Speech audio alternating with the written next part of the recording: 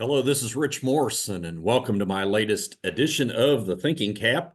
It is March 14th as I'm recording this, and I do want to spend just a couple of minutes talking about a few of the markets and a few of the last minute decisions that producers might need to make on crop insurance here for 2024.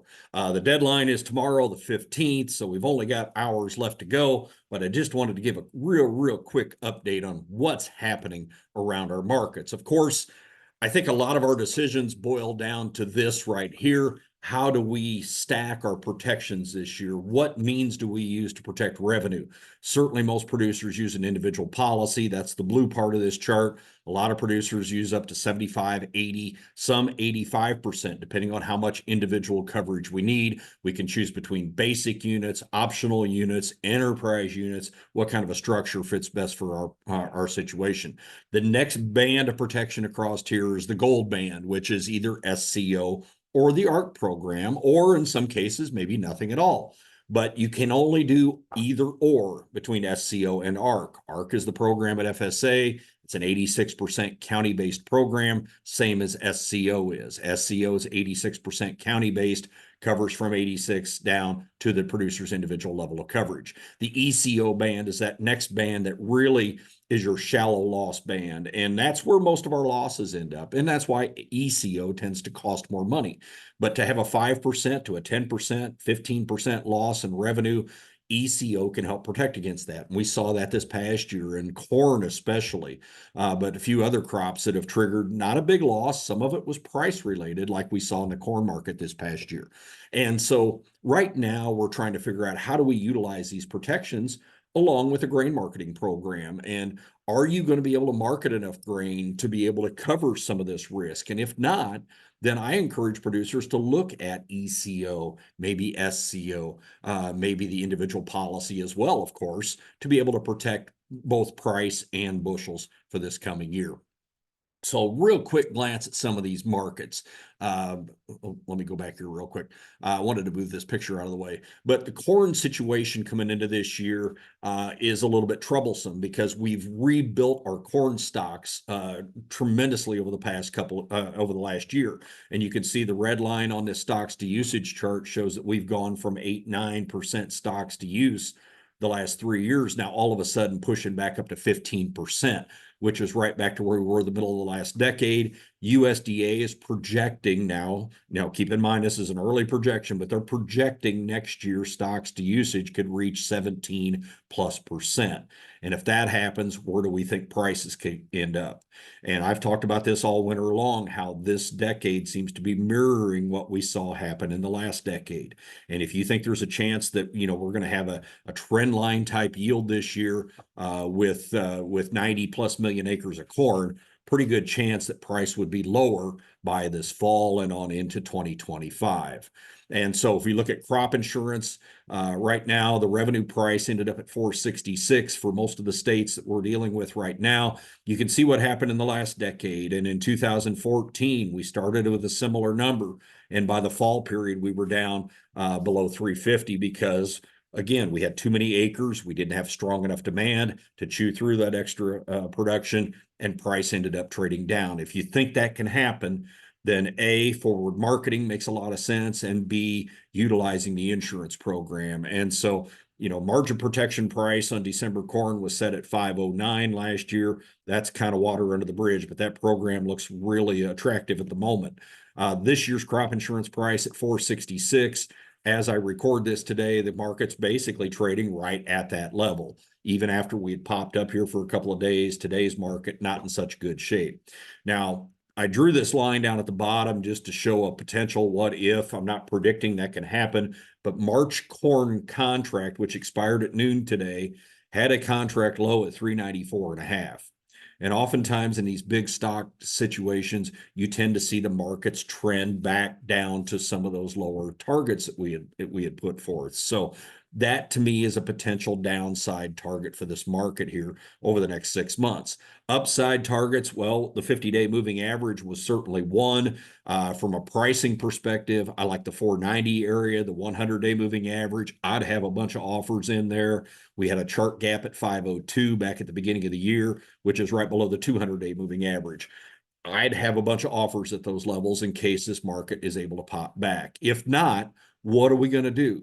And I do think ECO makes sense this year. Once again, if you think we could have a 5+% drop in price in the year ahead, then using the ECO at 95%, whether you buy 100% of the dollars of coverage, whether you knock that down a little bit, whatever the case is, to me, that makes a lot of sense here this year. On soybeans, pretty similar looking chart to the corn, but our stocks to usage ratio, USDA projecting that we're going to be pushing up close to 10% this year with a growth in acres, plus not as big a growth in demand. So they think stocks to usage numbers are going to start to climb a little bit, which I think would mean lower prices, similar to what we saw the last decade. Now, we still haven't finished putting the South American crop in the bin, although over half of it's harvested right now. Looks like it's going to be a big crop combined between Brazil and Argentina. And so if you look at the prices for crop insurance, we're at 11.55. You can see what happened in the last decade. You know, we had several years of lower prices. If you compare this to 2014, you know, that year we went down about $1.60, $1.70. So is that possible this year? I'd say it is. If you think that can happen, then again, how do we protect it? Do you forward sell? Do you utilize products like ECO, SCO to be able to get a higher coverage level? And I've drawn some stuff here on this chart, but you know, we've had an impressive little run in beans. We had rallied, you know, 70, 80 cents off the low. And I think this market's gotten tired pretty quickly. But the 100-day moving average, well, first of all, we hit $12 today, which or got to 11.99 and a quarter, I guess, which was, you know, the first target, I think, for this market, 12.26, the 100-day moving average. We had a chart gap back in January. Those would be some excellent targets to have some offers working for you with your grain buyer. Cotton's been the one positive market. And if you look at the world and the U.S. stock situation in cotton, you know, things have finally come back down. And so, especially at the U.S. level. And so now that we've started to see some demand show up for U.S. cotton, it's been a very positive thing. So cotton's been the one market that I haven't been really wanting to be active and making a lot of sales. However, I still do like the stacks program in cotton, especially if there's a chance we could increase acres this year. I still think that you know, that verdict's out, but I think that there's a good chance that could happen. If anything happens with China, et cetera, you know, you only have to have a 10% drop in revenue to trigger a loss in cotton. So I think that makes sense to utilize stacks again this year. It's subsidized at 80%. I know there's been some questioning about, do you look at PLC instead? Problem with PLC is you got about a 70-cent cotton price to get a trigger there. Stacks would have already been paying by then. And so I still like that stacks program. And as you look at where we're at today, not a lot of targets I would have on the chart above where we're at right now. Certainly that 85-cent level would be one. I do think I like the min-max type situation with cotton again this year, buying puts, selling calls. You know, maybe if this market gets up 3 or 4 cents, buy an 85-cent put, sell a 90-cent call, have a ceiling at 90 with a floor at 85, something like that, I think would be a great way to attack this cotton market this year. And then finally, wheat. Wheat continues to basically have no friends. You know, even though the world numbers have been inching down over the last few years, U.S. wheat stocks jumped fairly large this past year with a huge soft red winter wheat crop. And we're starting to see demand really be a problem at the world level right now. China has been canceling purchases from the United States. They purchased French purchases this week. We're seeing Russia really kind of dominate in that world market. Ukrainian wheat's cheap right at the moment as well. So unless we have a big crop problem somewhere around the globe, it looks like that's going to continue to be an issue for this wheat market. And, you know, if you look at the spring wheat, which we're still insuring through tomorrow, you know, this market is kind of tracking what happened to the other markets in the last decade, where you've got too much of something and demand is shrunken, and the prices continue to work down to try to find that demand. And so spring wheat at the moment, you know, we're trading well below 20 cents below the crop insurance price. a buck 60 or a buck 40 below the margin protection price last fall. I still think these higher coverages, whether it's ECO, SCO, whatever, still makes sense in the spring wheat market this year. I would tend to think we're going to see a few less corn acres in the upper Midwest, maybe some additional spring wheat acres. So I still want to be able to protect that price.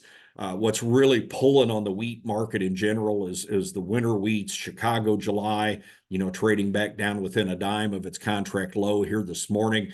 Again, the insurance program looks very strong, but that was done back in September. Same with Kansas City wheat. We're down a buck 60, buck 70 off the crop insurance price from last year as well. So look at the moving average lines as targets back to the upside if we're able to bounce back to those.